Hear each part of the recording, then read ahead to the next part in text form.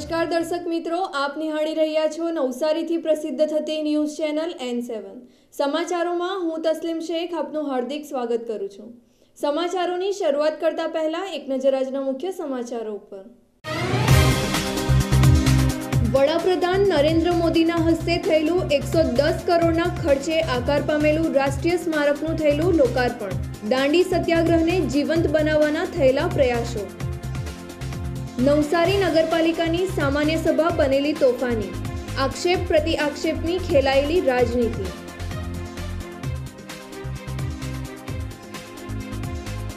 Ayushman card માટે લાભાર્થીઓનું થયેલું registration.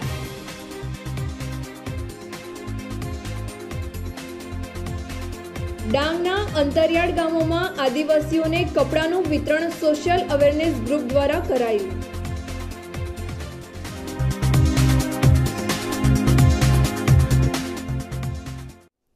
નવસારીના ઐતિહાસિક દાંડી ખાતે રાષ્ટ્રપિતા મહાત્મા ગાંધીની 71મી પુણ્યતિથિ પ્રસંગે રાષ્ટ્રીય નમક સત્યાગ્રહના સ્મારકનું રાષ્ટ્રાર્પણ કરી બાપુને સાચી શ્રદ્ધાંજલિ અર્પણ કરી હતી।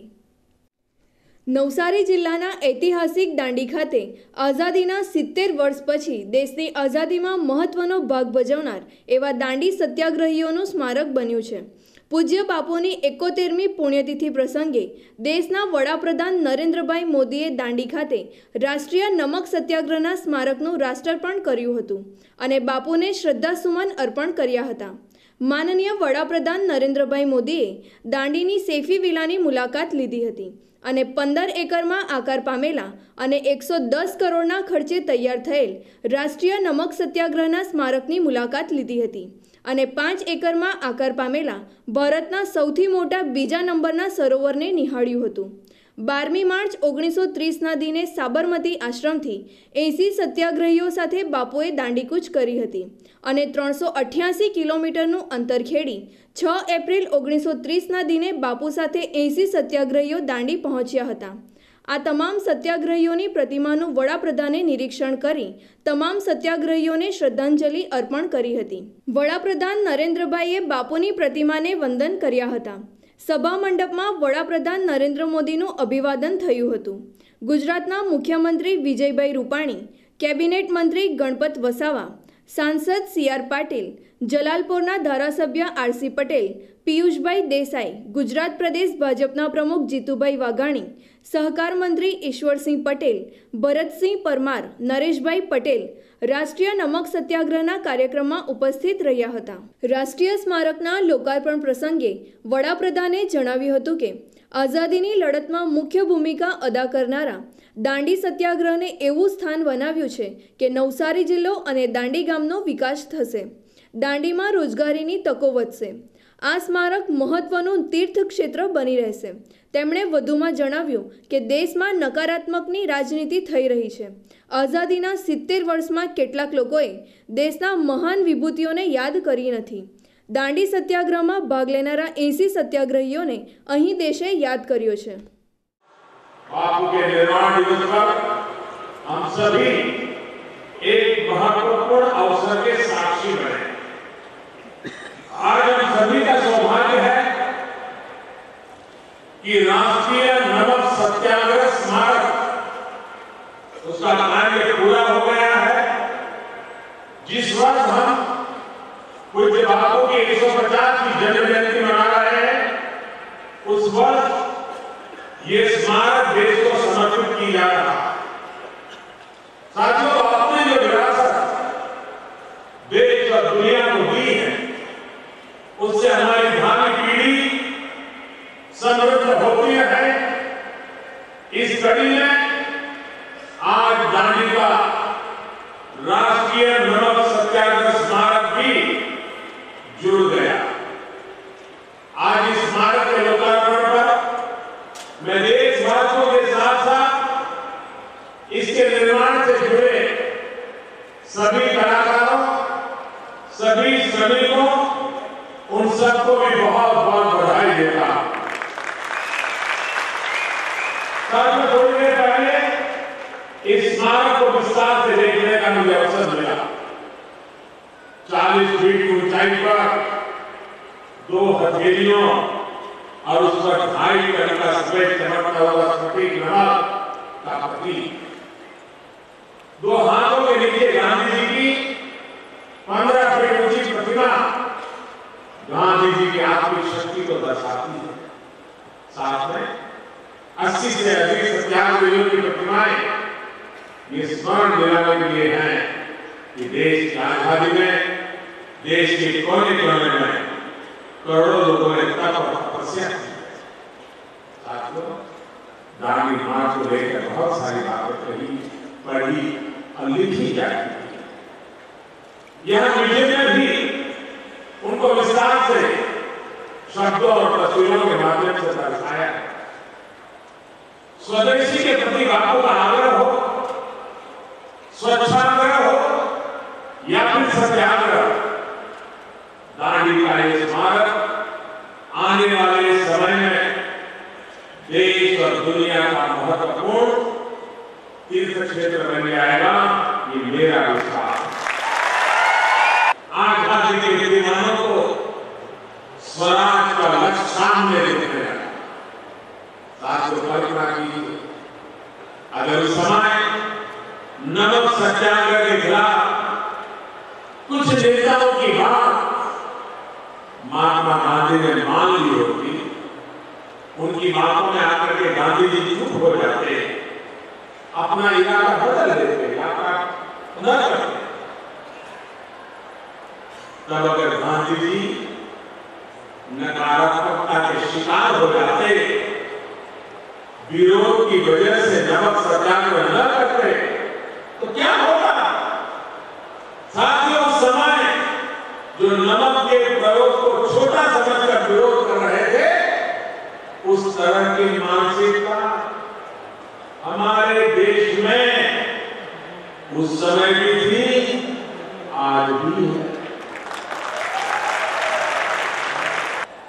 अपने निजी स्वार्थ के लिए नकारात्मकता को लेकर के चलने वाले लोग और आज भी उसी नकारात्मकता को जीने वाले लोग मिल जाए। नेगेटिविटी से भरे ऐसे लोगों को ये बताना जरूरी है कि बड़ा बदलाव तभी आता है जब छोटी छोटी बातों और आदतों में सार्थक परिवर्तन आता है। नमक हो, चरखा हो, खादी हो, स्वच्छता हो, ऐसी तमाम बातें रही हैं जिन्होंने हमारे आजादी के आंदोलन को सशक्त किया, लोगों को एकजुट किया, सामान्य से सामान्य व्यक्ति को आजादी का सिपाही बना दिया। कुछ लोगों को तब नमक सत्याग्रह छोटा लगा, उसकी अहमियत नजर नहीं आती थी।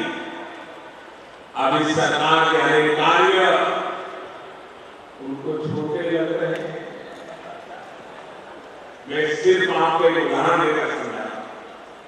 आप सोचिए, स्वच्छ भारत मिशन के तहत देश में 9 करोड़ से ज्यादा शौचालय बने, तभी तो आज लाखों लोग अनेक बीमारियों से बच रहे हैं।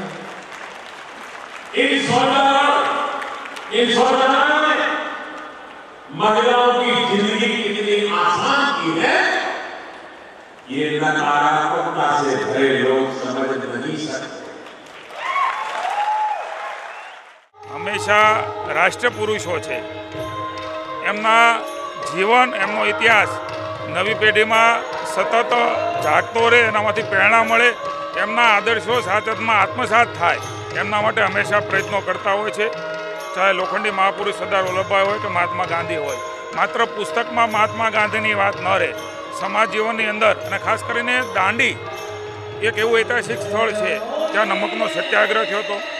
अनेक आना सत्याग्रहना यात्रिको एमनी पण एक प्रतिकृति, एक आर्टिफिशियल सरोवर नमकनी प्रतिकृति होय, सत्याग्रहनी बाबत अंग्रेजों सामेनी लड़वानी वात એ નવી પેઢીમાં સતત જાગૃત, એટલે 120 કરોડના ખર્ચે પૂજ્ય બાપુને સાચા અર્થમાં સમાજ જીવનમાં જીવંત રાખવાનું કામ કર્યું છે.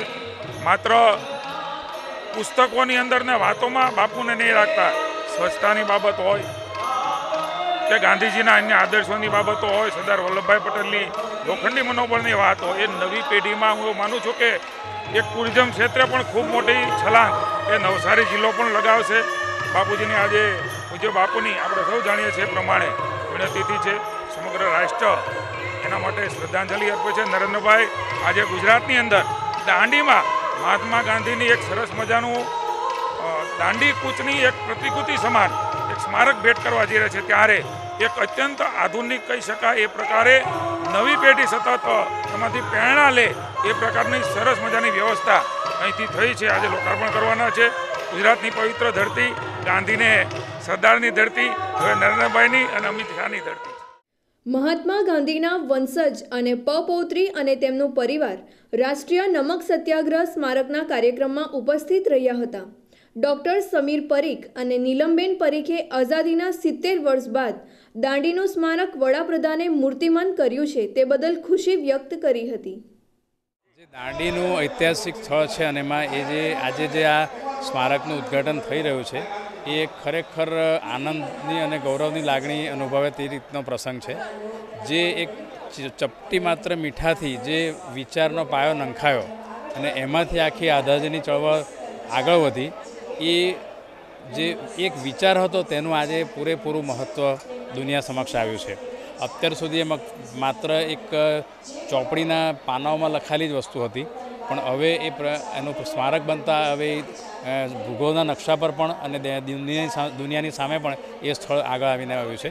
એટલે એ ના ફક્ત ઐતિહાસિક સ્થળ રહેતા એક પર્યટન ધામ તરીકે પણ વિકસશે અને નવા યુવાનોને આમાંથી એક ખબર પડશે, જાણવા મળશે કે ફક્ત એક ચપટી માત્ર મીઠુંના વિચારથી કેટલી મોટી ચળવળ આગળ વધી અને દેશ આઝાદ થયો. થોડા વર્ષો પહેલાં હું અહીંયા આવી ત્યારે તો બધું વેરાન હતું. જે ગામડામાંથી બાપુ પસાર થયેલા હતા એમાંના 2-4 ગામડાની પણ મુલાકાત લીધેલી, ત્યાંના નિવાસીઓ સાથે પણ વાતો થયેલી. ત્યારે એ બધાને એમ હતું કે આ બધું અહીંથી બાપુ ગયા પછી તો જાણે અમને કોઈ હવે યાદ નથી કરતું કે નથી કોઈ અહીંયા આવીને અમારી પાસે બાપુની વાતો સાંભળતું. ત્યાર પછી હમણાં થોડા દિવસો પહેલાં અહીંયા આવવાનું મને મળ્યું ત્યારે મેં જોયું કે ઓહો 70 વર્ષો પછી પણ સરકાર જાગી અને બાપુનું સ્મરણ કરીને આટલું સરસ એમને માટેનું જે દાંડીનું પ્રોજેક્ટ હતો એ સરસ રીતે પાર પાડ્યો છે. એ પાર પાડવામાં તો કેટલા લોકો એમાં સાથ આપ્યો. ખાસ કરીને મારે વિશ્વના કલાકારોએ જે અહીંયા આવીને મહેનત કરી, જે બધા મોન્યુમેન્ટ બનાવ્યા છે બધા એટલા સુંદર છે કે મને મારા મામાએ કહેલી વાતો બધી યાદ આવી કે બા જ્યારે આશ્રમમાંથી અમે વિદાય થયા ત્યારે કસ્તુરભાઈ અમારા બધાના માથા પર તિલક કર્યું અને ભીની આંખોએ અમને બધાને વિદાય કરી. ત્યાર પછી ચંદ્રભાગા નદીની ઉપર નીચે મેદાનમાં તો ઘણા લોકો હતા જ, પણ પુલ ઉપર પણ એટલા બધા લોકો ભેગા થયેલા. એ બધાનું આબેહૂબ મામાએ કરેલું વર્ણન એના શિલ્પોમાં જોઈને ખૂબ આનંદ થયો. નવસારી નગરપાલિકાની સામાન્ય સભામાં શાસકો અને વિપક્ષ વચ્ચે રસ્તાના ભ્રષ્ટાચારને લઈને આક્ષેપ પ્રત્યાક્ષેપની રાજનીતિ ખેલાઈ હતી. લોકશાહીને લજવતા દ્રશ્યો જોવા મળ્યા હતા. એજન્ડાના 94 કામો ઉપર કોઈપણ પ્રકારની ચર્ચા વિના સભાને આટોપી લેવાઈ હતી. નવસારી નગરપાલિકાની સામાન્ય સભા પાલિકાના પ્રમુખ કાંચીલાલ પટેલના અધ્યક્ષસ્થાને મળી હતી. સભામાં શહેરના વિકાસના 65 કામો તથા વધારાના 29 કામો મળી કુલ 94 કામો ઉપર શહેરના નગરસેવકોએ કોઈપણ પ્રકારની ચર્ચા કરી ન હતી અને વિપક્ષે આપેલા આવેદનપત્રને લઈને શરૂઆતમાં સભા તોફાની બની હતી. વિપક્ષે સોમવારે કલેક્ટરને આવેદનપત્ર પાઠવ્યું હતું અને તેમાં શહેરના રસ્તામાં ભ્રષ્ટાચાર થયો છે એવા આક્ષેપો શાસકો ઉપર કર્યા હતા. આ મુદ્દાને લઈને સભામાં શાસક પક્ષના સભ્ય ત્રિભુવન ચાવડાએ વિપક્ષની ઝાટકણી કરતા જણાવ્યું હતું કે રસ્તાના કામો સામાન્ય સભામાં રજૂ થયા નથી અને તેનું આવેદનપત્ર કલેક્ટરને અપાયું છે. તે શહેરની પ્રજા અને કલેક્ટરને ગેરમાર્ગે વિપક્ષે દોર્યા છે અને વિપક્ષને કટાક્ષ શબ્દોમાં કહ્યું હતું કે જેમને નાક નથી તેમને દરેક કામમાં ભ્રષ્ટાચારની ગંધ આવે છે. આ શબ્દો સાંભળી કોંગ્રેસના તમામ સભ્યો ઊભા થઈ ગયા હતા અને સભામાં સામસામે આક્ષેપ પ્રતિ આક્ષેપોની રાજનીતિ ખેલાવા લાગી. સભાના દ્રશ્યો જોઈ એક ક્ષણે એવું લાગતું હતું કે શહેરના આ નગરસેવકો ગલી મહોલ્લાની લડાઈ લડતા હોય તેમ સભામાં બૂમાબૂમ અને શોરબકોર કરતા હતા. શાસક અને વિપક્ષ બંને શહેરના વિકાસના કામો ઉપર ચર્ચા કરવા માટે નહીં પણ શોરબકોર કરવા સભામાં આવ્યા હોય એવું લાગતું હતું. સામાન્ય સભામાં શહેર કોંગ્રેસના પ્રમુખ નીરવ નાયકની હાજરી હતી. વિપક્ષના સભ્યો વારંવાર તેમની જગ્યા પરથી ઊભા થઈ કોંગ્રેસના પ્રમુખ પાસે જઈ સલાહ સૂચનો લેતા હતા અને સભામાં આવી શાસકો ઉપર પ્રશ્નોનો મારો ચલાવી રહ્યા હતા. કોંગ્રેસના સભ્ય પિયુષ ડિમ્મરે ગાંધી લડેથી ગોરો સે, હમ લડેંગે ચોરો સે એવા સૂત્રોચ્ચાર બોલાવી સભાને તોફાની બનાવી હતી. સામે શાસકો પણ ઊભા થઈ આક્ષેપો કરી રહ્યા હતા. સભામાં વિપક્ષના સભ્યોએ એજન્ડાની કોપીઓ ફાડી નાખી તેના લીરે લીરા ઉડાવ્યા હતા. સમગ્ર સભા શોરબકોર વચ્ચે અડધો કલાકમાં સમાપ્ત થઈ હતી અને શાસકોએ બહુમતીના જોરે તમામ કામો મંજૂર કર્યા હતા. વિપક્ષના વિરોધ પક્ષના નેતાએ શાસકો ઉપર એજન્ડાના કામો પર ચર્ચા નહીં કરી શોરબકોર કરી સભાને આટોપી લીધી હોવાના આક્ષેપો કર્યા હતા. નવસારી નગરપાલિકાની સામાન્ય સભા મળી હતી. તેમાં એજન્ડા પરના કામો ચાલુ થાય એ પહેલાં જ કાલુભાઈ ચાવડા એક બીજા જ પ્રશ્ન પર વાત કરવા માટે પવનના પ્રશ્ન પર વાત કરવા માટે ઊભા થયા હતા અને અમે કીધું છે કે જેમ એમણે આજ સુધી 1 નંબરથી કામ ચાલુ કર્યા છે ને એના પછી બાકીના પ્રિસાઇડિંગ જેમ જેમ નંબર આવે છે તેમ તેમ અમને કામ પર બોલવા દે છે. તો અમે પણ આજે એ જ કહ્યું કે ભાઈ તમે જ્યારે એનો નંબર આવે ત્યારે બોલશો, પણ એ લોકોને આજે એમની કોઈ પીસી છે, પ્રેસ કોન્ફરન્સ છે, તો તેમાં જવાની ઉતાવળ હોવાથી એ લોકો અમારી કોઈ પણ વાત સાંભળીને અને રીતસરની જાણે આજની સભા પૂરી કરવાની સોપારી લીધી હોય તેમ એક વસ્તુ પર અડી ગયા અને સામાન્ય સભાને પૂરી કરીને જનગણ મન ગાઈને અહીંથી ભાગી ગયા. ગઈકાલે જે આવેદનપત્ર વિપક્ષ દ્વારા જે કલેક્ટરને આપવામાં આવ્યું હતું, જે 3.5 કરોડનું જે રસ્તાનું બજેટ બાબતની વાત હતી, જે અંદાજ એ લોકો કાઢ્યો હતો, તે અમુક રસ્તા જે એક 300 મીટરનો રસ્તો જે 8 લાખમાં અંદાજ બતાવવામાં આવ્યો હતો અને એમાંનો જ બીજો એક રસ્તો જે 360-300 મીટરનો હતો તેને જે 38 લાખનો બતાવવામાં આવ્યો હતો. તો જે ગઈકાલના પ્રશ્નો જે વેઢક સવાલો કલેક્ટર કચેરીમાં ઉઠ્યા હતા કે શું સોના ચાંદીના વરખવાળા રસ્તા બનાવવાના છે, તો જે પ્રમાણેના કલેક્ટર કચેરીમાંથી તાબડતોબ વિપક્ષી દળનું એક ડેલિગેશન નવસારી નગરપાલિકા ચીફ એન્જિનિયરને મળ્યું હતું. મળ્યા બાદ ભાજપવાળાની કંઈ પાર્ટી મિટિંગ કાલે સાંજે હતી તે મોડી રાત સુધી ચાલી હતી. મોડી રાત સુધીમાં સ્ટ્રેટેજી એ લોકોની લગભગ નક્કી થઈ હશે કે આજના સામાન્ય સભામાં માત્ર ને માત્ર એ લોકોને હોસ્ટેલાઇઝ કરી આ સામાન્ય સભા ચાલવા દેવી નહીં. શાસકો આ બાબતે ગભરાઈ ગયા હતા ને ગભરાઈને તાત્કાલિક અકરામણા થઈ પોતે જ જાતે મનસ્વી રીતે નક્કી કરી ને આ સામાન્ય સભા સ્થગિત કરી જનગણ મન રાષ્ટ્રગીત ગાઈ ને અહીંથી ભાગેડું તરીકે આજે 9મી વાર ભાગેડુ તરીકે જાહેર થયા છે. શાસક પક્ષના ત્રિભુવન ચાવડાએ જણાવ્યું હતું કે અમારા સાથી વિપક્ષના સભ્યોને તમામ કામો પર ચર્ચા કરવા માટે બોલાવવામાં આવે છે, પરંતુ તેઓ પ્રમુખની ચેમ્બરમાં આવતા નથી અને સામાન્ય સભામાં ખોટા મુદ્દાઓ બનાવી સભાને ચાલવા નહીં દેતા હોવાના આક્ષેપો કર્યા હતા. શહેરના રસ્તાના મુદ્દા અંગે જણાવ્યું હતું કે શહેરની પ્રજાને અને કલેક્ટરશ્રીને જે આ જિલ્લાના સમરતા છે એમને ગેરમાર્ગે દોરવાનું કામ કોંગ્રેસના મારા સાથી મિત્રોએ જે કર્યું, તો મારે આ સામાન્ય સભામાં અહીંયા આગળ ઇલેક્ટ્રોનિક મીડિયાના પત્રકારો હતા બધા અને શહેરની પ્રજાજનો ઉપસ્થિતિની અંદર એ સ્પષ્ટતા કરવું એ ભારતીય જનતા પાર્ટીના એક સિનિયર સભ્ય તરીકે મારી નૈતિક ફરજ હતી. એ સ્પષ્ટતા કરવા જ્યારે હું ઊભો થયો, પણ આ લોકોની મંશા ભારતીય જનતા પાર્ટીના સારા કામો જોઈ ન શકતા છેલ્લા 2-5 ટર્મથી 2-5 સામાન્ય સભાથી કોઈપણ જાતના કારણ વગર આક્ષેપો પર ઉતરી જાય છે અને એના લીધે એ લોકો સામાન્ય સભા ચાલતી નથી. અને સામાન્ય સભા ચલાવવા માટે ભૂતકાળમાં આ ખુરશી પર પ્રમુખશ્રીની ખુરશી પર જે કોઈ શાસકો હતા, એક પરંપરા છે કે વિપક્ષના નેતાને અને આગેવાનોને બોલાવી એજન્ડાના કામોની પૂર્તતા અને ચર્ચા કરતા હોય છે. છેલ્લા 2-5 વખતથી એ લોકોને રૂબરૂ બોલાવવા છતાં એ લોકો પ્રમુખશ્રીની ચેમ્બરમાં આ કામો માટે કોઈ દિવસ આવતા નથી. એના પરથી જ આપણને ખ્યાલ આવે છે કે આ લોકોની મનસા શું છે. ફક્ત રાજકીય લાભ લેવા માટે આ સારા કામો દેખાતા નથી. એટલે કલેક્ટરને પણ ગેરમાર્ગે છે. હું તો અહીંયાથી એક સિનિયર સભ્ય તરીકે, શહેરના એક પ્રતિનિધિ તરીકે કલેક્ટરશ્રીને બી જાહેરમાં વિનંતી કરવા માગું છું કે આપ એની પૂરતી તપાસ કરાવડાવો. જે કંઈ હોય એના પર આપ કાયદેસરના પગલાં ભરો અને ભવિષ્યમાં આવા બનાવ ન બને. બાંધકામ સમિતિના ચેરમેન કર્ણ હરિયાણીએ સભામાં થયેલા તોફાનો અંગે જણાવ્યું હતું કે સભામાં કોંગ્રેસના પ્રમુખની સલાહ લઈ વિપક્ષના સભ્યો સભાને બાનમાં લેતા હતા. આજે સામાન્ય સભા હતી એમાં અમે વિકાસના કામો લઈને જ આવ્યા હતા. આ રસ્તાનો જે વિષય હતો તે બી બધા અંદાજ હતા અને કાળુભાઈએ જેમ કીધું તેમ બધું વ્યવસ્થિત જ હતું. છતાં પણ એ લોકોએ અમને કોઈ જાણ ન કરી, અમને કોઈ મળવા નથી આવ્યા અને એ જ પહેલાં એ લોકોએ કલેક્ટરશ્રી પાસે જઈ અને વિરોધ નોંધાવી દીધો.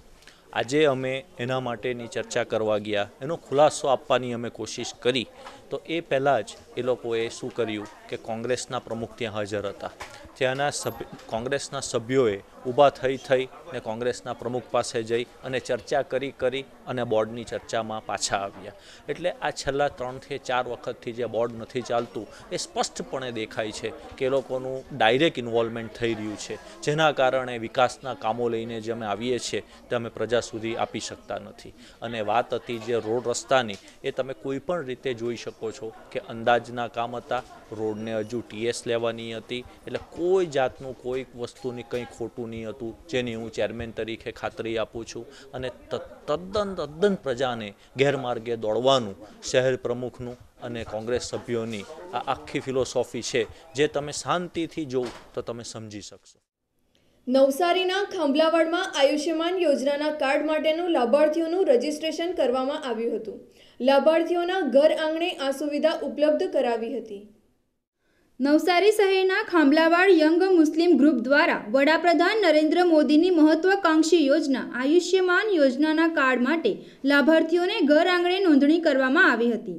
આયુષ્યમાન યોજનાનું સર્વિસ સેન્ટર લાભાર્થીઓ પાસે આવી તેમને સહેલાઈથી કાર્ડ મળી રહે તે હેતુથી આ સુવિધા ઉપલબ્ધ કરવામાં આવી હતી.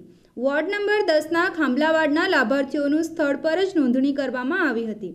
આ આયોજન ખાંભલાવાડ યંગ મુસ્લિમ ગ્રુપ દ્વારા કરવામાં આવ્યું હતું. ભારત સરકાર દ્વારા જે ગરીબો માટે આયોજન કરવામાં આવ્યું હતું આયુષ્માન ભવન કાર્ડનું, તેની સ્કીમ માટેનું તમામ આયોજન અહીંયા કરવામાં આવ્યું છે ને અમને અમારા સાથે જોડાયેલી સંસ્થા CSG એ અમારા સાથે જોડાઈને આ કામને ભોગ આપી રહ્યા છે. એમનો બી આભારી છું અને સરકારનો બી આભારી છું ને જે એમાં જોડાયા છે તે તમામ મુસ્લિમ બિરાદરો, કમિટીના જે મુસ્લિમ બિરાદરો છે તમે બધાએ ભાગ લીધું છે. મોબીનભાઈ તરફથી જે આયુષ્માન કાર્ડનો પ્રોગ્રામ રાખવામાં આવ્યો હતો તેમાં CSC કોમન સર્વિસ સેન્ટર જે ડિજિટલ ઇન્ડિયામાં ખૂબ સારું એવું કામ કરી રહ્યું છે અને તેમાં આયુષ્માન કાર્ડનું બી ઘણું એવું કામ અગાડી ચાલુ રહ્યું છે. તો મોબીનભાઈ દ્વારા કરવામાં આવેલા ખાંભલાવાડમાં ઘણા એવા લાભાર્થીઓને રજીસ્ટર કરવામાં આવ્યા છે. જે રેટર આવ્યા હતા નરેન્દ્ર મોદીના 2011માં સર્વે થયેલું તેનું રેટર આવ્યા હતા ઘરે ઘરે, તેમનું એમને આયોજન કર્યું કે જેથી કરીને કોઈને ટાઈમ બગડે અને સારી રીતે કામ ઇઝીલી પતી જાય. તો એમને એક સરસ એવું આયોજન કરવામાં આવ્યું હતું અને તેમાં રેટર લઈને આવે તેમાં જેટલા લાભાર્થીઓના નામ છે એ લોકોએ સ્પોટ પર આવવું પડે છે અને એમનું KYC કરીને રજીસ્ટર કરવામાં આવે છે અને ત્યારબાદ 15-20 દિવસ પછી એની પ્રોસેસ છે, એનું અપ્રુવલ મળ્યા પછી એમને કાર્ડનું વિતરણ કરવામાં આવે છે.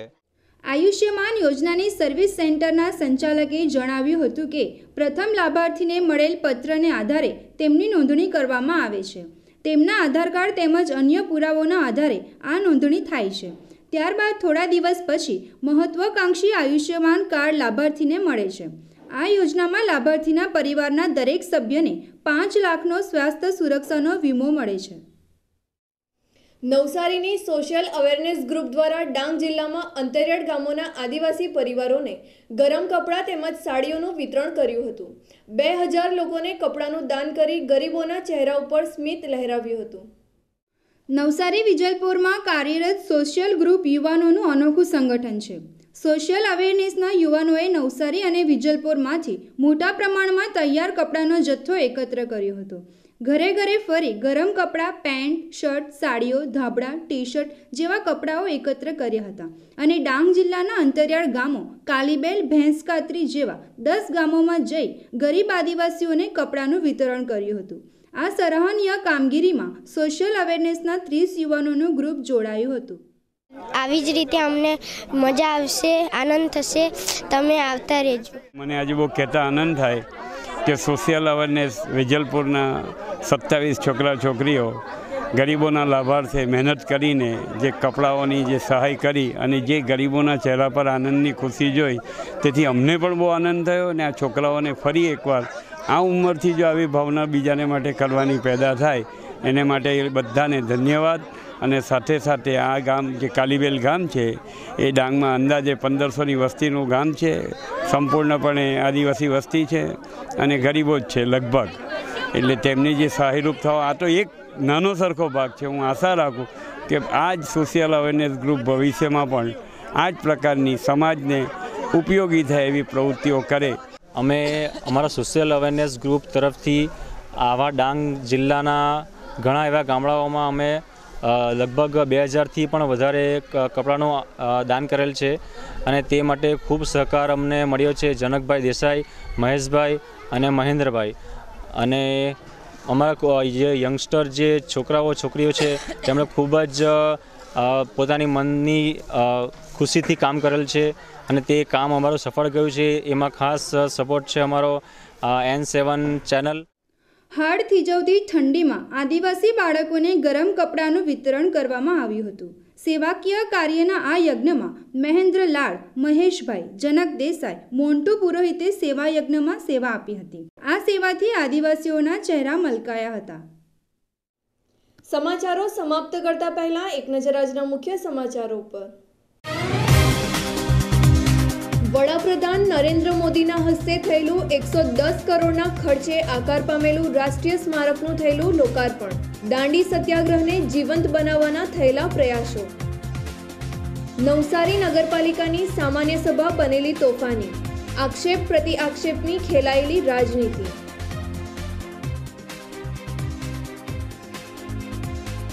આયુષ્યમાન કાર્ડ માટે લાભાર્થીઓનું થયેલું રજીસ્ટ્રેશન.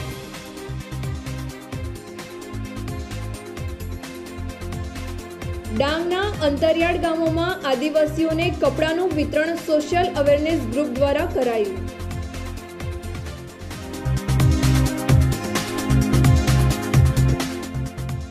તો આ હતા આજના સમાચારો. બન્યા રહો અમારી સાથે અને જોતા રહો નવસારીથી પ્રસિદ્ધ થતી ન્યૂઝ ચેનલ N7. નમસ્કાર.